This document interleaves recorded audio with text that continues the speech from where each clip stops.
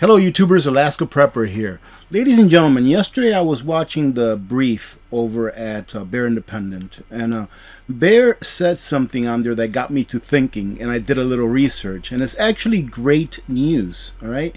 But what he got me to thinking is he said that chickens will pretty much eat anything, and I'm like, really?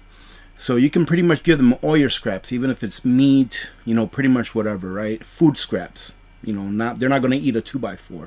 But they'll pretty much eat any food scraps that you make. So I started looking into this, and I'm like, yeah, chickens will pretty much eat anything. You know, not just the grain that you buy them, but pretty much all of your food scraps. Now, with reason, of course. You know, I wouldn't be giving them like Twinkies and stuff like that, but they would probably eat that as well. So I was thinking, you know, what if everyone had chickens for their food scraps? Because you know, I just started searching through the internet. This is my process. I started searching through the internet. What do chickens eat? You know, how much do food scraps, you know, put out in gas and stuff like that. You know, so every time that I click on something new comes into my mind that I can research. But this is what I came up with. I was thinking, well, what if chickens, for the people that are on the side of like CO2 is destroying the earth, okay? And let me go ahead and divert off a little bit. I'm pretty sure that you're not going to hear this on the mainstream media.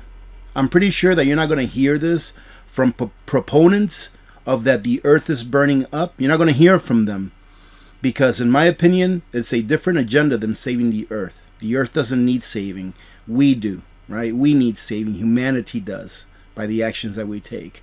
However, looking at it through that side and saying, okay, well, if that's the case, then everyone in the United States, at least that can, should have a very small flock of chickens because it will help to save the planet. But of course, after what you've seen has been going on in the last couple of years, it somewhat seems like they don't want us to have chickens, right? But we'll go ahead and leave that at that. So I did a little bit of research and I came to this right here. What's the value of chickens in reducing food waste?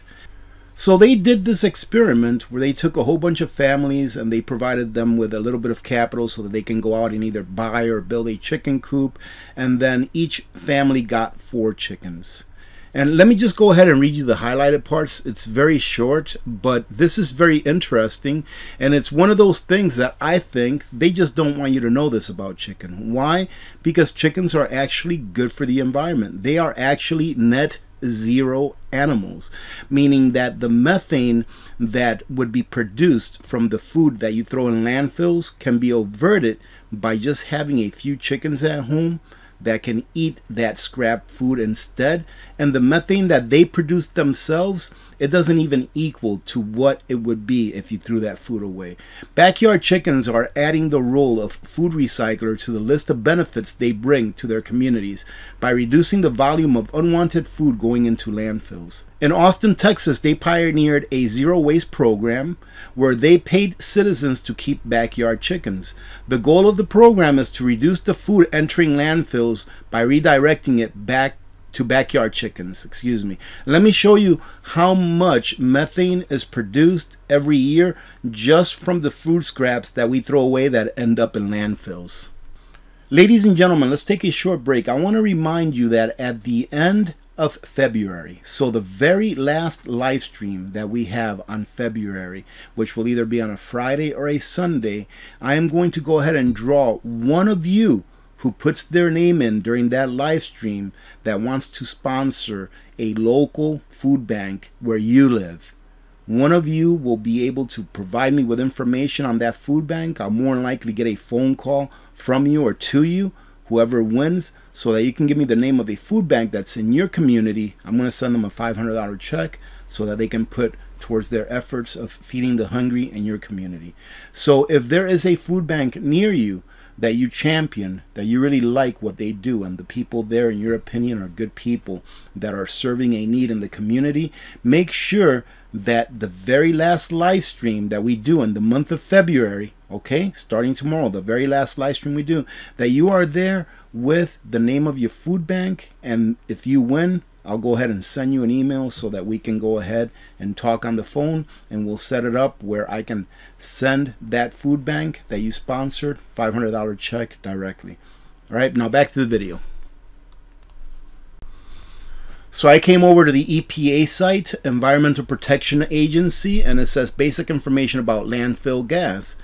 And here, this MSW, which is the municipality solid waste, pretty much food scraps, total 15% of all methane gases that are put out between the years of 1990 and 2020 were from food scraps that were thrown in landfills.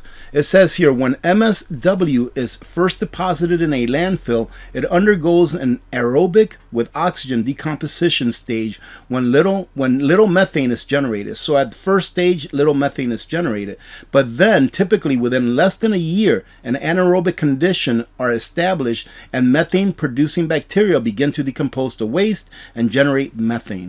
Unwanted food in landfills creates methane, a potent greenhouse gas. Unwanted food fed to backyard chickens create fresh eggs, a potent source of protein. Imagine that. Imagine if only 1/3 of the American families, let's say only 1/3 of American families can do this. Imagine how much less stress there would be on the egg industry. Right, ladies and gentlemen? Think about how much more CO2 gases that would save. So let's say, for example, that you have, let me see, there's about 150 million families in the United States, 150 million households. So let's say you took 50 million of those households, and each of those households had 4 chickens. Each of those chickens are going to produce eggs, meaning that now, instead of them buying their eggs at the grocery store, they don't have to buy their eggs at a grocery store. So now they don't have to go to the grocery store to buy eggs, all right? More than likely, when they went to buy groceries, they were going to buy eggs anyway, so it's not like they're saving gas by doing that. However, think about the production of the egg at a factory setting. Think about the inputs that go into making those eggs or producing those eggs in a factory setting where you have buildings that have 100,000, 200,000 chickens in them. Then think about the transportation of those eggs from point A to point B. Think about the transportation of the feed from point A to point B to point C when it finally gets fed to the chickens. This way, you can cut out all of those eggs that are being purchased. So let's say that you have 50 million families, and each week, let's say 4 chickens give them 1 dozen eggs. That is 50 million dozen eggs per week that you don't have to produce now on a mass level, and then the system that way becomes a lot more decentralized. Not only that, it's saving all of these really bad methane gases from going into the atmosphere, because now the chickens are eating your scrap foods and producing eggs for you. Some of you are going to say, what about the chicken poop? Well, have a garden. Go ahead and compost that chicken poop and use it for your garden, where you can grow vegetables to feed yourselves, and then guess where the vegetable scraps go? Right back to the chickens. I think this is a great idea. I think this should be done nationwide for people that want to do it. I think that it's a lot better to give a family $75 so that they can buy a chicken coop, and then they can buy a few chickens to start out with so that they can feed them their scraps. I was going to say craps. So that they can feed them their scraps, than spending all of these billions of dollars on all of these other green energy things that just don't work. They say here that each person in the U.S. throws away about 300 pounds of food each year. Placing food in landfills produces methane gas, which contributes to climate change, ladies and gentlemen.